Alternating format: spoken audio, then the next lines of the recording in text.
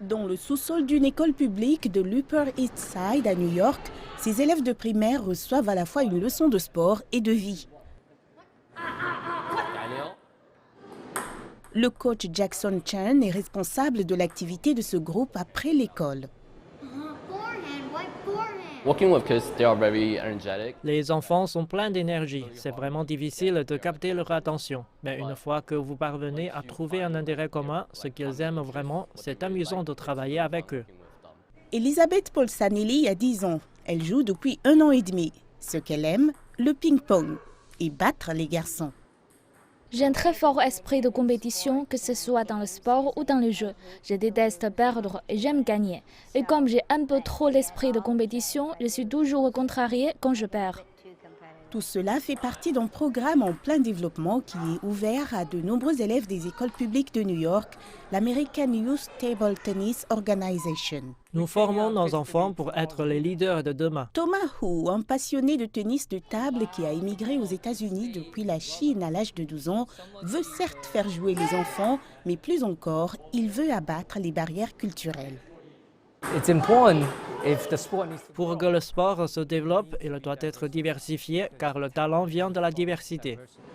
Elisabeth vient d'Italie, les frères Park de Corée. Quant à cette boule d'énergie nommée Koshi-Ishu, ses parents viennent du Japon. Cela crée beaucoup plus d'harmonie. Les enfants ne sortent pas et ne touchent pas à la drogue. Ils seront beaucoup plus amicaux les uns envers les autres en grandissant et nous aurons moins de discrimination raciale. Il y a quelque chose de particulier avec le tennis de table. Il est de ces sports populaires qui poussent les spectateurs à devenir joueurs à l'instar du football ou du tennis.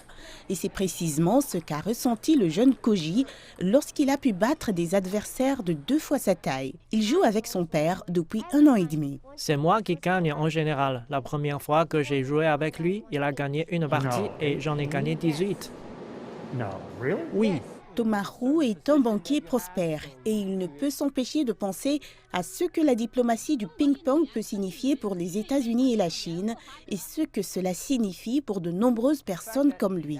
Le fait que cet événement se soit produit, la relation entre les États-Unis et la Chine était normalisée dans les années 70. J'ai pu immigrer ici, mon père a pu retrouver ses frères et ses sœurs aux États-Unis et j'y ai eu la chance d'exceller. Le programme est désormais présent dans 11 écoles primaires, 20 collèges et a récemment contribué à faire du tennis de table un sport universitaire dans plus de 50 lycées de New York. Mais surtout, il s'agit d'une façon de s'appuyer sur un événement qui a changé le paysage diplomatique et politique mondial il y a maintenant 50 ans.